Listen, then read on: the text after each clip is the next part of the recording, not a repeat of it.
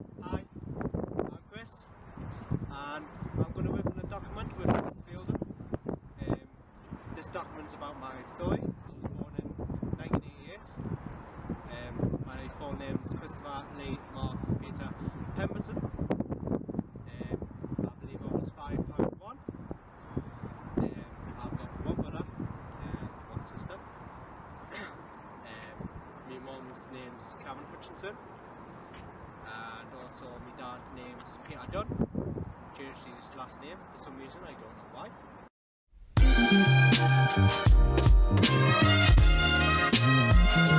was homeless when I was 13 and I used to do this for a long time ago. Sleep everywhere. Even near the sea.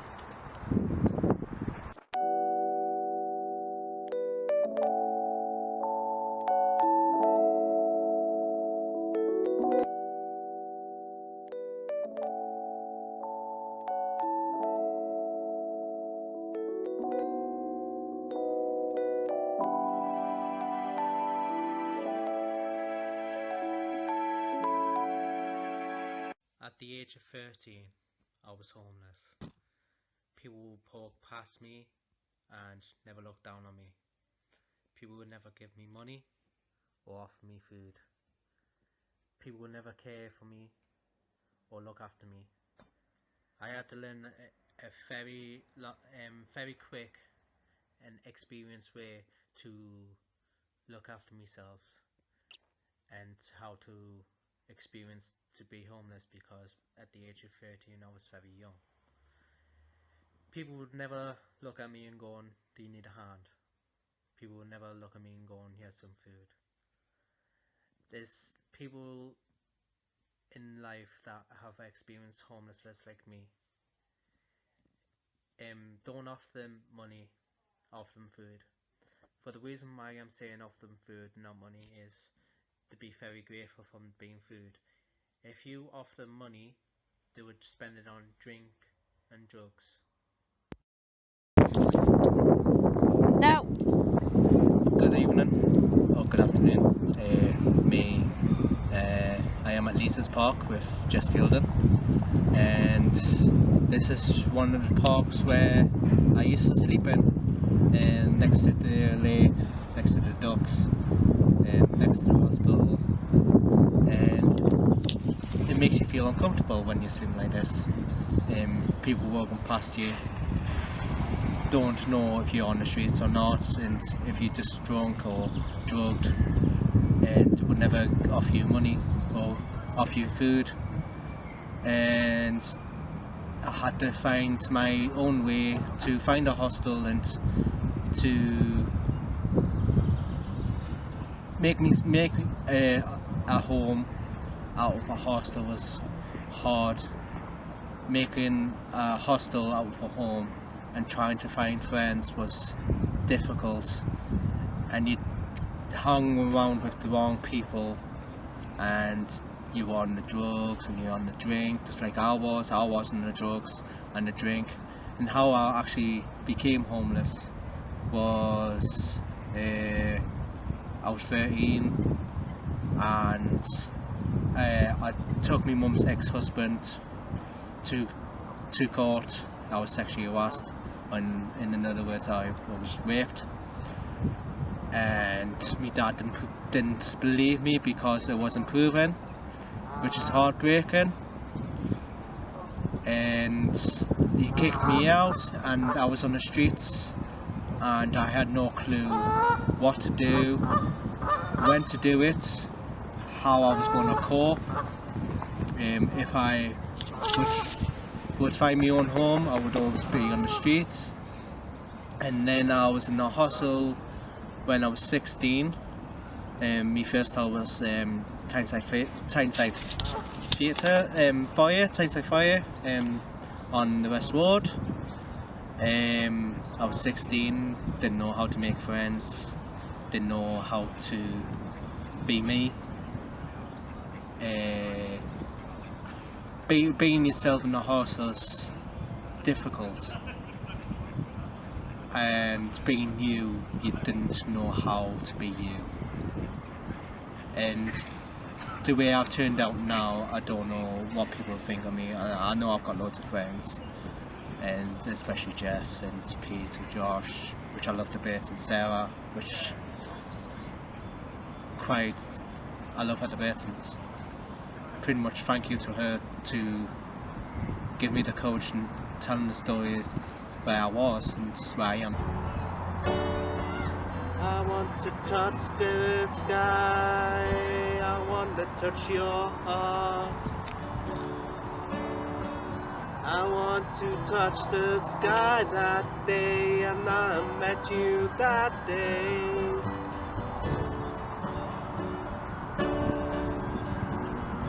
We stand strong together, yes we do.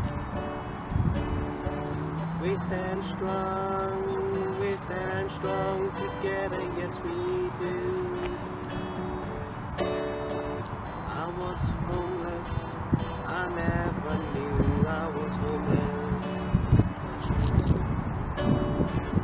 I was homeless, living in hostels on that day. I was homeless, I never had friends that day. I was homeless, I was never loved. I was homeless on that day.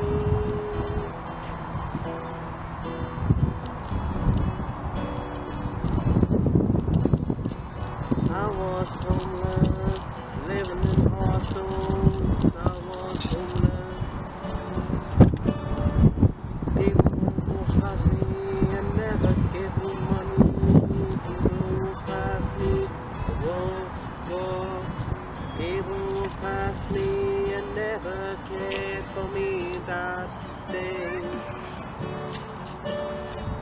People walk past me, and people walk past me on that day. People said, I love you, and I love you too. I love Dr. the White Barbie, I love her too. We smile together, and I'll smile with you. We smile together on that day. Now will I tell you the story about the Wi-Fi? No.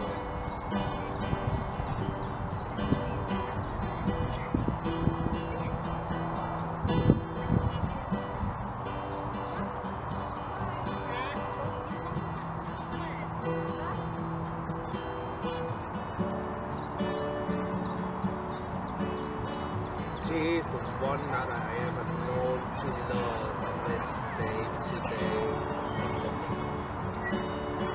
She touches my heart, I never know that she touches my heart. Now she wants that hold my heart, she's the one that I love. She's the one that I love her too.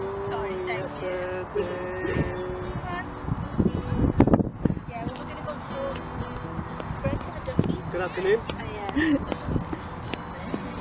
Gosh, doing it? Yeah. Is it evening or afternoon? No, it's afternoon. Oh, I was right then.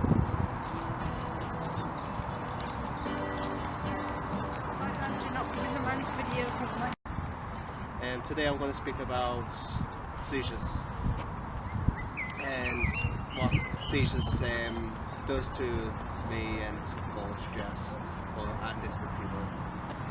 When I first found out about seizures was in the first ever hostel, Thai Foyer, and I was using drugs to make us relax and make us feel safe in the hostel. I was hanging around the wrong people at the wrong time and didn't know who to trust, and I was spiked by a drug, don't know what to put in it, and I almost died in the hospital. And about 6 years ago, I was working as a kitchen porter, and I lost my job because of my seizure.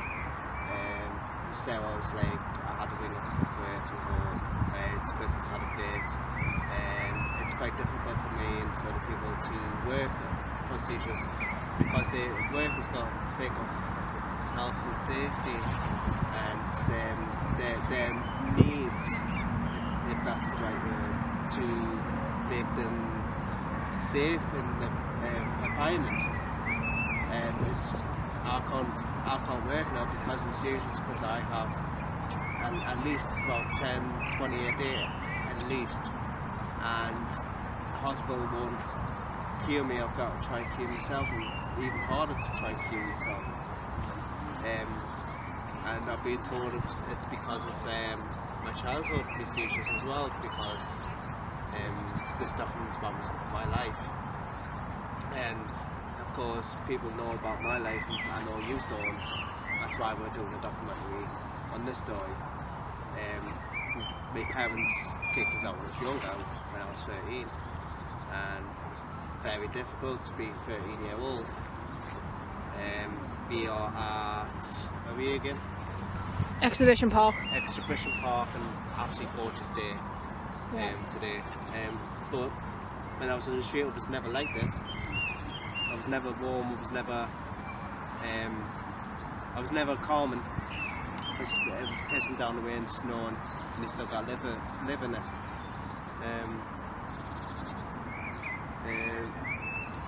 That'll be enough. Oh well, I am that. Sunny day, it's a sunny day. It's a sunny day. Sunny day, trees or birds are calling out to me. Ducks today are quacking.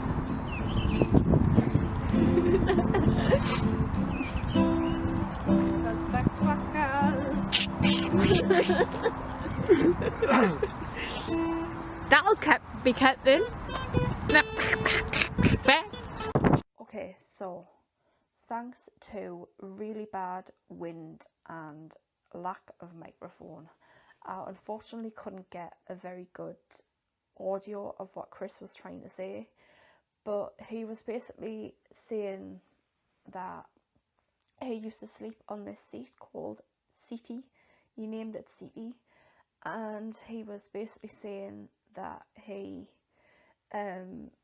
used to drink alcohol, and he was using the bottle of Coke as an example, and he was just basically saying that how he used to say hi to cyclists and they didn't realise that he was begging or on the street, and basically I think he was trying to also say some tips about if you do see someone begging on the streets, give them food instead of giving them money, because if they're genuinely homeless, they'll want food and not money.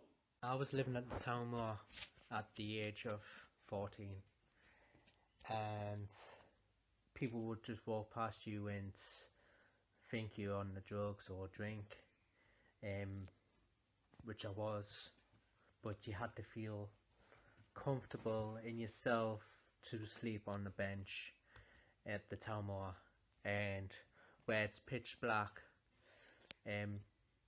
you're gonna feel frightened at the very young age of 14, because anyone can come up and go, or stab you and go, gives you money now.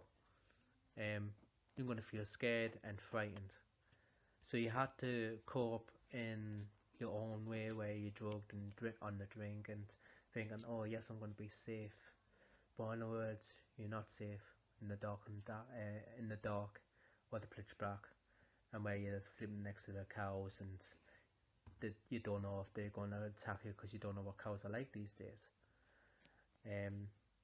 Of course, people just wouldn't care about the way you were sleeping or they think you're on drugs or drink or drugs, which I was, as I've said, and you don't feel comfortable sleeping on the bench, but you've got to at that age, because you have to learn to sleep wherever you want, whenever you want, and you've got to feel yourself comfortable on that situation. The story behind this is don't feel sorry for me. Just believe that I'm me, and I'm not always a nice guy. Even from hostels to get my own place, which is a big thanks to, of course, Sarah K. Purvis. But she actually means the world to me, and I don't know how much else I can say thank you to her, because I don't think she really knows how much life she's changed for me and how much help she's done for me.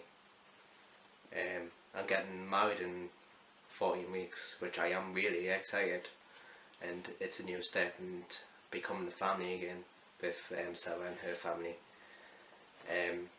which means so much more than my soul.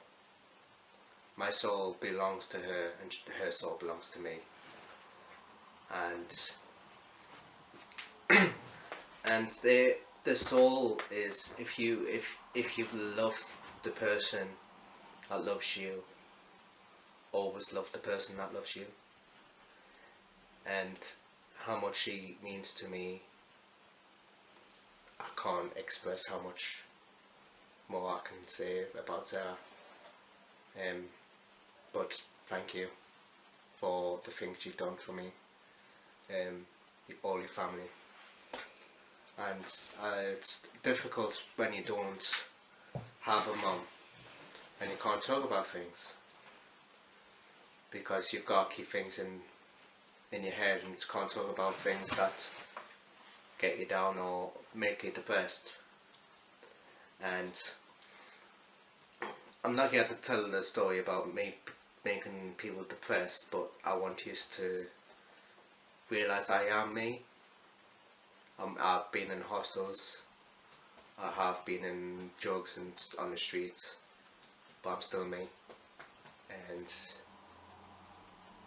I appreciate what everyone's saying I'm a good friend and a good person inside me, and I thank you for that, of course.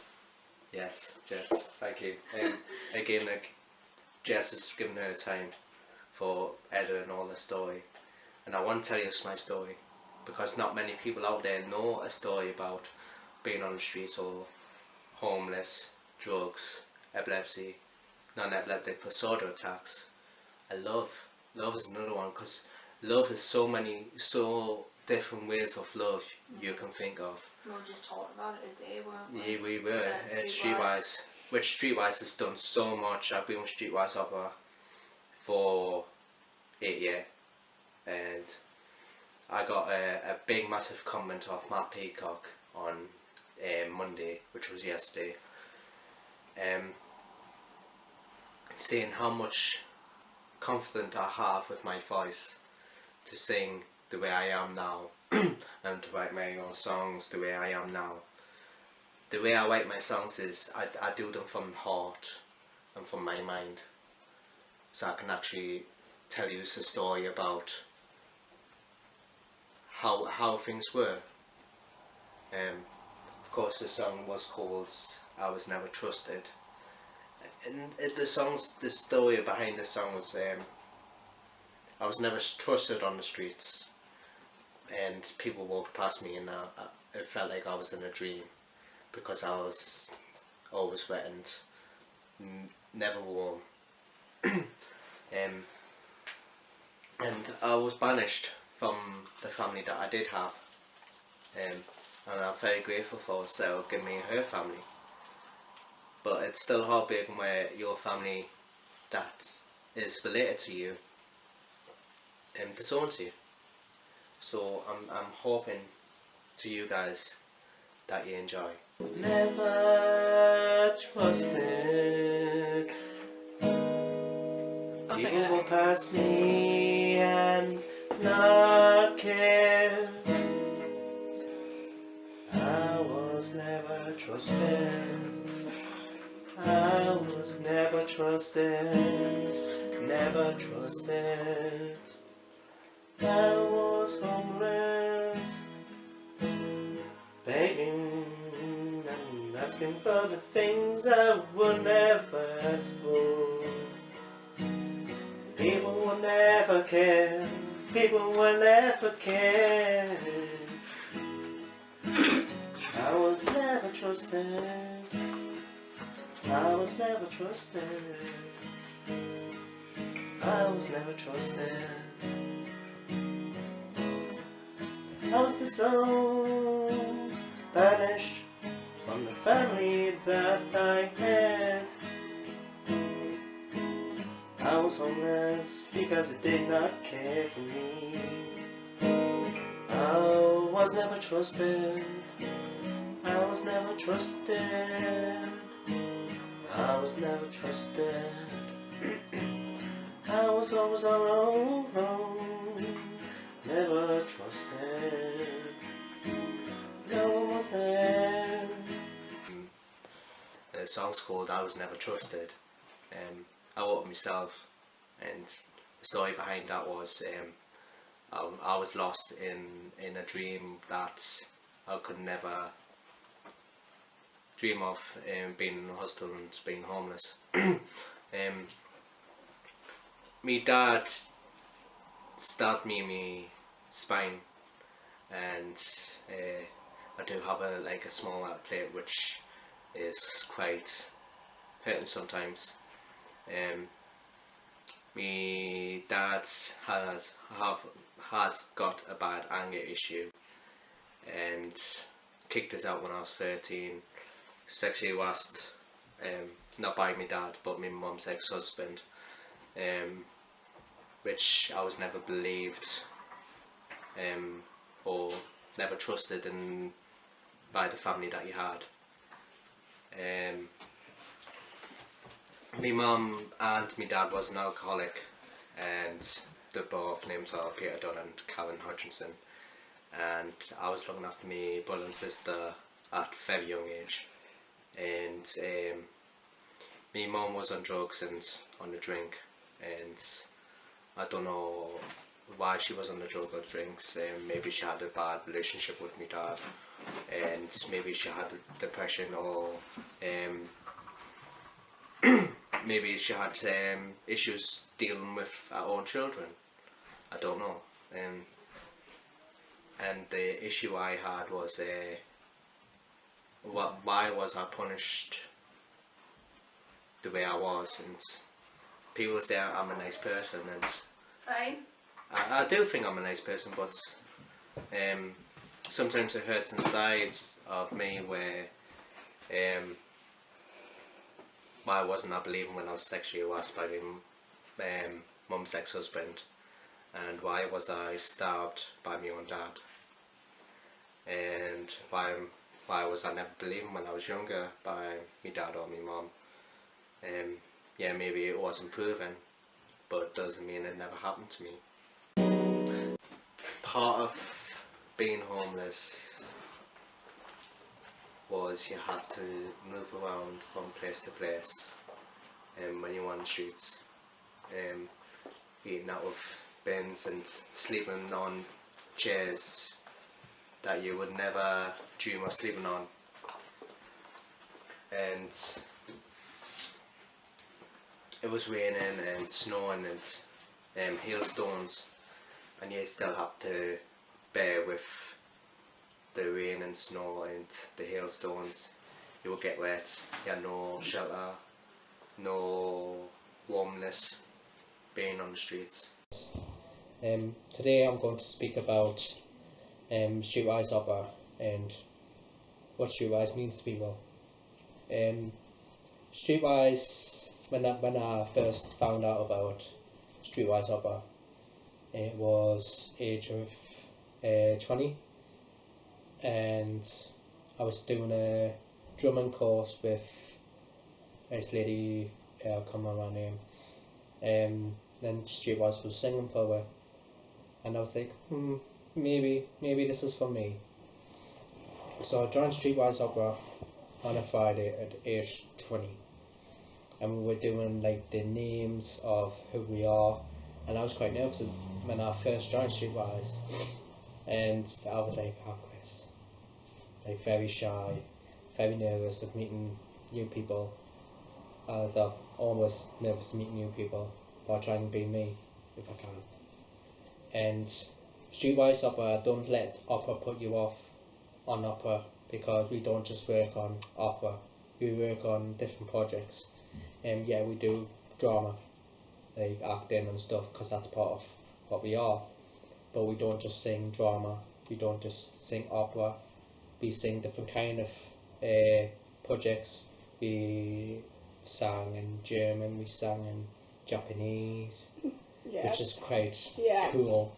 As Jess knows, first session that Jess joined was the Japanese song, which was Car Car Car, which is absolutely amazing song. We were the only group that sang it in Japanese as well. Yes, we were the only group that sang that song in Japanese, which was a very good experience of singing, especially German, which was a very hard language of singing. When I joined Streetwise at Crisis Skylight, Simon Fiddler was still the leader of, or head one of the leader, and Jenny, who was the pianist before Liz joined. I know Liz has been with Streetwise before, but Jenny must have took over somehow. She's a lovely woman, Jenny. And Simon, my first ever performance I did with Streetwise Opera was the Tuesday, straight after the Friday, which was a big goal for me, because Simon Fiddler put me on the step and going, you're doing a solo, Chris, you are doing a solo. I was like, what? Me doing a solo? Are you sure? And I was very, very nervous. And I haven't even got to that stage yet. Oh, you get there. You'll put you on the spot. Don't forget you did the poem for it, so that's kind of one of the steps of it. Yeah. And I've been with Streetwise for 9 years, June the 29th. Been with Streetwise 9 years. But before they went to somewhere abroad, that's well before I joined. I think it was about a year after I joined, or a couple of months I joined. I can't be 100% sure.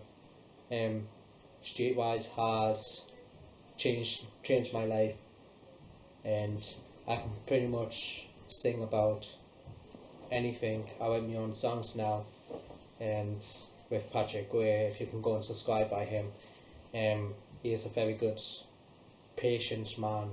He teaches guitar and also piano, and he has very good patience. I won't have him for 8 weeks, I won't say why, because it's not up to me to say. But he is very good patience on anyone. I'm dyslexic, and if I can play the guitar like that, I think anyone can. I know it takes a lot of practice to play the guitar, and if you've got the patience, you can play. All you need is an A minor, E minor and a G, and you can play with anything with them chords.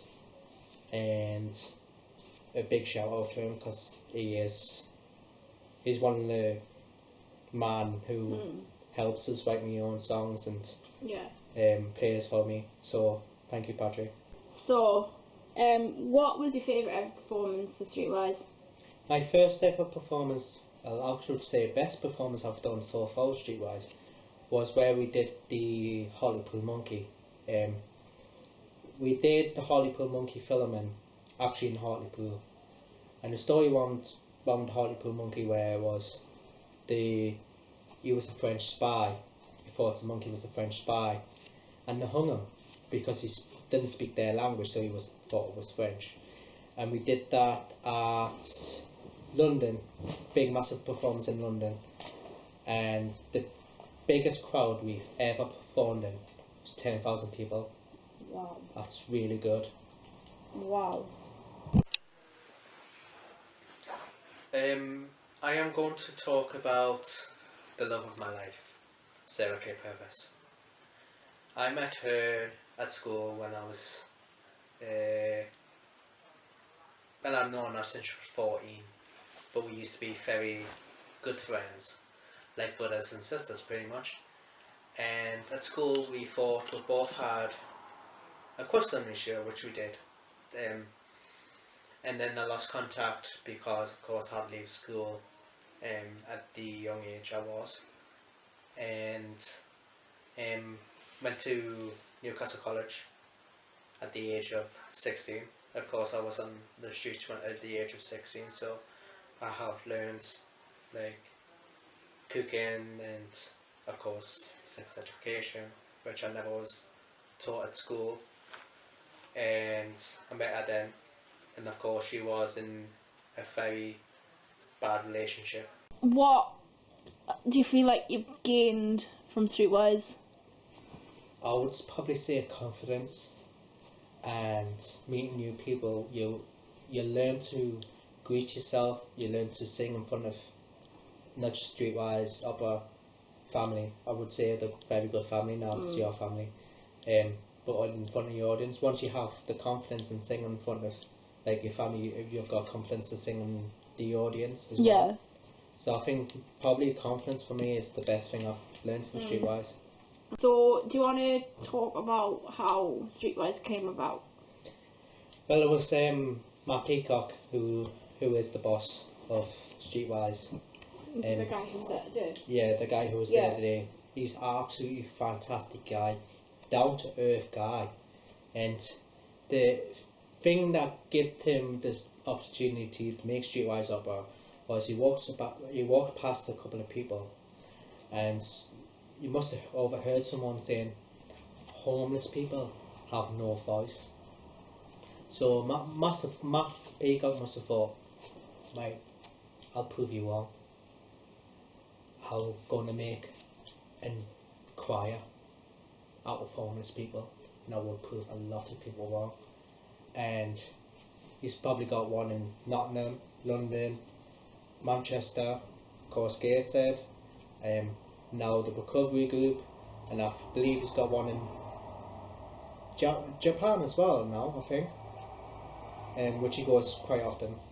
He learns there. So Matt Peacock is the most genuine guy you can ever meet. I know he's like a boss, but he understands people quite often. And when I spoke to him about the Streetwise tops about for me when, which I'll come into me next story when I can, is I don't want Streetwise to wear me tops, wear their tops, because I'm not actually paying Streetwise to sing for me. I asked them nicely to sing for me, and Matt was like, "I completely agree with you. They shouldn't, because we are your guests. Yes, we are performing for you, but we are your guests," which is a lovely guy. So thank you, Matt. I hate any man hitting a woman, and I think it's really wrong for a man to hit a woman. I think they're cowards. So when I found out he was hitting her, I went outside because someone told me. I went outside for a tab, and I saw it with my own eyes. He hit her once. I was like on a full tab. I was coming up to me half a tab. He hit her again. Just flicked me tab. He was coming in for a first another punch. And I stepped in and went and I put the guy in hospital. I don't know if I put him in a coma or not, I'm not 100% sure. But I think he learned his lesson from hitting a woman, because no man hits a woman. And of course I was kicked out of college because I hit him, and he was allowed back in because he was hitting a woman, which I didn't find fair. And we lost contact for quite a lot of years actually. 16, 17, 18, 19, 20, 21, 22, 23. So 7 years we lost contact with each other. And at the age of 23, when I first got my own home, a woman, Helen Thompson, introduced me to Sarah K. Purvis. And Sarah was like, "Oh, it's Chris, it's Chris!" So excited to see us again. I was like, "Oh, it's you!" And we went dancing together on the Tuesday. I think it was a Tuesday we went dancing to Shirok, which was like you dancing a couple. And we were like friends for about, I think it was about a month, I think. And of course we both were in relationships, but of course I wasn't seeing my ex-girlfriend as much as I wanted to be. And of course Sarah didn't want to be in her relationship. I won't say why, just in case. I kissed her. That's a joke now for you guys. I kissed her and she pulled back and she came in back for another kiss. And we've been together for 5.5 years, coming up 6 year November. And she introduced me to her family, and I can see why she introduced me to her family, because you can never ask for the most genuine people and family that you could ever ask for. They've changed my life for me, so I don't get in trouble with the police, so I don't go to jail, because I have been in trouble with the police before. And so I would put a glove down and was like, "No fighting, if you want to be with me, no fighting." I was like, "Okay, that's fine by me." And I won't fight, I'll keep my word to her. I will not fight unless someone raises a hand to her. If any man raises a hand to her, God help them. That's how I say it, God help them. And Sarah has made me realise what true love is. Because of, with my family disorders when I was very young, age of 13, I've stopped believing in what love was, and stopped believing in there is love somewhere. And then of course Sarah came along and she opened my eyes and going, yes, she's the one for me. And of course we've done a lot of things together, and of course if it wasn't because of Sarah and her family, I won't be able to tell the story now, because of course I was nervous of telling the story the way I was, and I had to believe in myself before I told my story. I had to hold my head high and go, yes, I've been through this, yes, I've been through that, but now you need to realise that you've got someone in front of you, and of course a family, and of course every family has their ups and downs and left and rights, but I can say a massive thank you to her for changing my life for me. And of course I don't know what I would do without her now. Of course we're getting married in August, 5th of August, which isn't that long, and I am really looking forward to it, her becoming Mrs. Pemberton. And of course, fingers crossed, we start a family, which I would like to.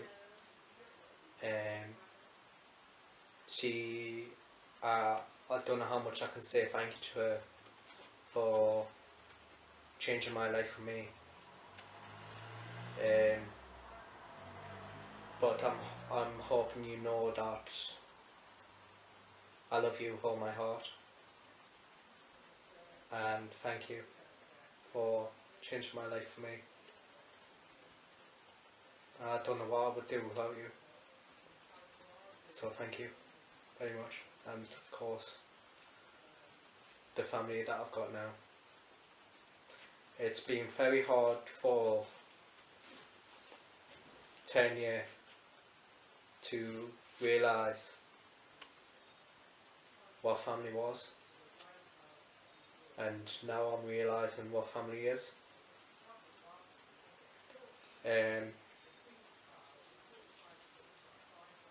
So again, Sarah, I know one day you'll be watching this, and of course we're trying to make a schedule on when it's going to be done.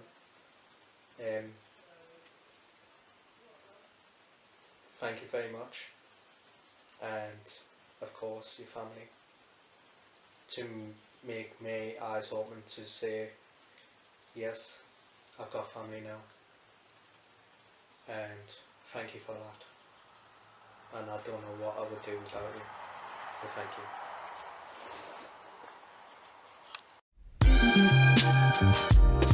you.